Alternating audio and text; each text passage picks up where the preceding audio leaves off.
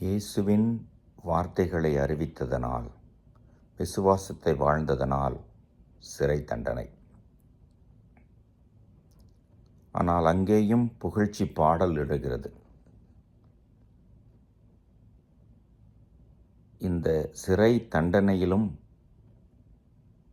கடவுள் செயலாற்றுகிறார். சிறை காவலரும் அவரது குடும்பமும் ஆண்டவர் மீது நம்பிக்கை வைக்கிறார்கள். தொடக்க கால திருச்சபையிலே இயேசுவின் மீதுள்ள நம்பிக்கை வளர்ந்ததற்கு பல காரணங்கள் உண்டு. துன்பத்தை தாங்கிக் கொண்ட திருத்தூதர்கள், சீடர்கள்,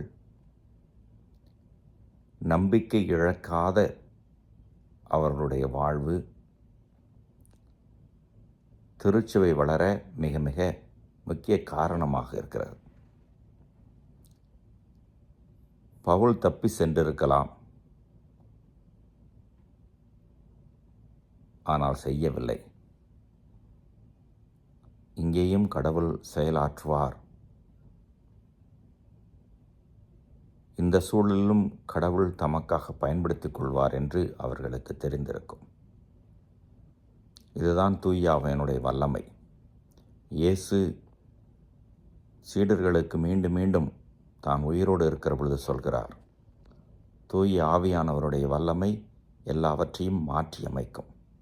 இதே நற்செய்தியில் கூட உலகம் நினைப்பதையெல்லாம் தவறு, பாவம், நீதி, தீர்ப்பு, இதை பற்றியெல்லாம் எது சரி, எதிலே நாம் கடவுளோடு உடன் இருக்கிறோம் என்பதை தூய ஆவியானவர் வழிநடத்தி காண்பிப்பார் என்று இயேசு சொல்வதை வாசிக்க கேட்டோம். எந்த சூழலும் நம்பிக்கையை இழக்காமல் இயேசுவின் பிள்ளையாக வாழ வரம் கேட்போம். நம் வழியாக கடவுள் செயலாற்றி கொண்டேதான் இருக்கிறார். இறைவன் என்றும் வாழ்த்து பெறுவாராக.